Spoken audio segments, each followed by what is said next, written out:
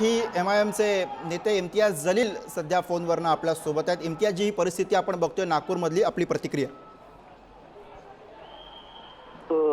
दुर्दैवी हे जे आम्ही व्हिज्युअल्स बघत आहे टेलिव्हिजनवर, दुर्दैव याच्यासाठी आहे की जे महाराष्ट्र सरकारला पाहिजे होतं ते त्यांचं जे षडयंत्र होता, जे मागच्या अनेक दिवसापासून जे प्लॅनिंग सुरू होती की काय करायचं आहे, कसं करायचं आहे, त्याची दुर्दैवाने सुरुवात नागपूर मध्ये सुरू झालेली आहे। मी लोकांना आवाहन करणार आहे, हात जोडून विनंती करणार आहे की आपण या राजनैतिक षडयंत्राचा बळी पडू नये, कारण सगळ्यात मोठं नुकसान जे होतं ते सामान्य लोकांचं होतं। आता जे लोक दररोज टीव्हीवर येऊन भडकाऊ भाषण करत होते, भडकाऊ स्टेटमेंट देत होते, ते आपल्या बरोबर स्थानिक आमदारांची प्रतिक्रिया येते इम्तियाजजी, म्हणून थांबवतो। PI तिथे आहेत, मोठ्या प्रमाणात कुमक आहे, पण बाहेर न येणाऱ्या लोकांनी ज्या सामान्य लोकांचे घरं पेटवले, मग त्यात दुरुपकर परिवार, पेशणे परिवार, घाटेंचे परिवार आहेत, शिर्केंचे परिवार आहेत, आणि टिपून टिपून त्यांनी घरांवर दगडफेक केली आहे। गांधीबाग सहकारी बँक चिटणीस पार्क चौकात आहे, त्याच्यावर दगडफेक झाली अशी माहिती आहे।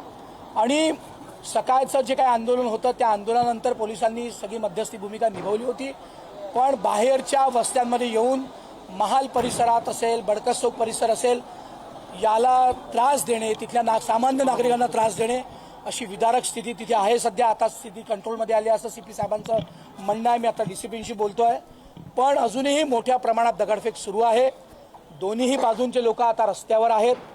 पहिल्यांदा तर मी दोन्ही बाजूंच्या लोकांना, जे त्या वस्त्यांमधले लोक आहेत, त्यांना मी विनंती करतोय की आपण शांत राहावं, आणि जे लोक बाहेरून, हरामखोर लोक जे बाहेरून येऊन त्यांनी दंगल घडवण्याचा प्रयत्न केला, त्यांना तात्काळ पोलिसांच्या हवाले करावं, जेणेकरून त्यांना कडक शासन होईल, अशी विनंती मी माननीय आमचे मुख्यमंत्री, गृहमंत्री माननीय देवेंद्रजींना केली आहे, राज्यमंत्री माननीय पंकज भोयरांना केली आहे, आणि निश्चित कारवाई होईल असा मला विश्वास आहे। पण ही आता जी स्थिती आहे ती प्रचंड टेन्शनची आहे असं मला सकाळी परिस्थिती वेगळी होती, पण नंतर काहीतरी प्लॅनिंग करून बाहेरचे लोक येऊन ते जे काही दगडफेक जायफळ झाली आहे ती काही वस्त्यांमधल्या लोकांनी केली नाही असं दोन्ही बाजूच्या लोकांनी म्हणणं आहे। आता दोन्ही बाजूंचे लोक गल्ल्यांच्या तोंडावर उभे असून जे दंगलखोर लोक आहेत त्यांना पोलिसांच्या हवाले ती करतायत, पण हे प्लॅनिंगनी बाहेरनं लोक आणून याचं काही, जेणेकरून हे प्लॅनिंग केलं होतं आणि बाहेरनं लोक आणून हा तमाशा उभा करण्याचा त्यांनी प्रयत्न केला। परिस्थिती हातबल होते, कारण की दगडफेक पुढे जाऊन जाळपोळ सुरू झाली, मोठ्या प्रमाणात दगडफेक होते आहे। आता पोलीस कंट्रोल करतायत, पोलीस शांततेचंही आवाहन करतात आहे, आणि गरज पडली तर शासनही करण्याचा पोलिसांचा प्रयत्न आहे। चर्चा झाली का? त्यांनी शांततेचं आव्हान माननीय मुख्यमंत्र्यांनी स्वतः CP असतील, संबंधित त्या भागाचे DCP असतील, सगळ्यांशी ते बोलले आहेत, ते अजूनही बोलत आहेत। स्वतः पंकज भोयर माननीय राज्यमंत्री ते स्वतः पूर्ण स्थितीवर लक्ष ठेवून आहे, आणि मीही आता रात्रीचं विमान मिळालं तर रात्रीचं नाही तर पहाटेच्या विमानाने नागपूरला पोहोचतो। सर, जेव्हा सकाळी पुतळा जाळण्यात आला होता तेव्हा त्या पुतळ्यावरती हिरवा कपडा होता, आणि त्यामुळे हा विषय कुठे भडकला अशी IQ माहिती आहे।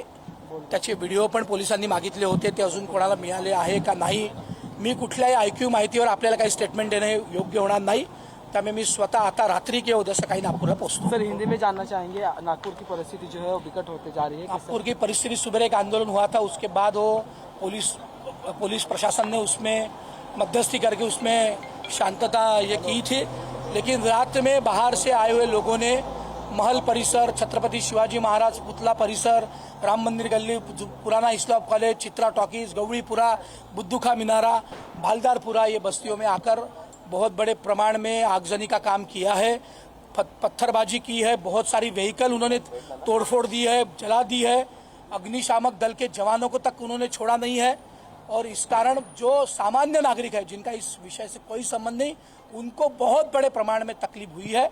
मेरी आपके माध्यम से माननीय देवेंद्र जी से अभी मेरी बात भी हुई है, जो बाहर से लोग आए प्लानिंग करके उनको कड़क शासन होना चाहिए, ऐसी मेरी विनती है। मैं अभी रात की फ्लाइट से, सुबह के फ्लाइट से मैं नागपुर जाऊँगा।